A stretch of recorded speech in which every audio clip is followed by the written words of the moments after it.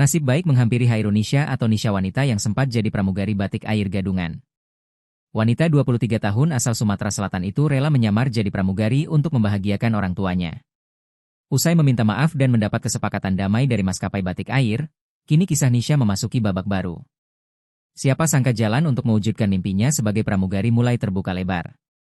Aeronef Academy, lembaga pelatihan awak kabin ternama, menawarkan pendidikan pramugari gratis bagi Nisha. Aeronef Academy menyampaikan dukungan sekaligus memberikan peluang pendidikan profesional di dunia penerbangan. Aeronef Academy menegaskan panggilan pendidikan pramugari gratis khusus untuk pemilik nama asli Hairunisa ini.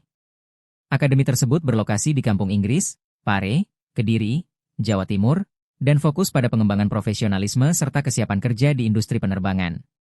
Kesempatan ini diharapkan menjadi titik balik bagi Nisha, memberi peluang untuk bangkit, memperbaiki kesalahan, dan mewujudkan impiannya di dunia penerbangan.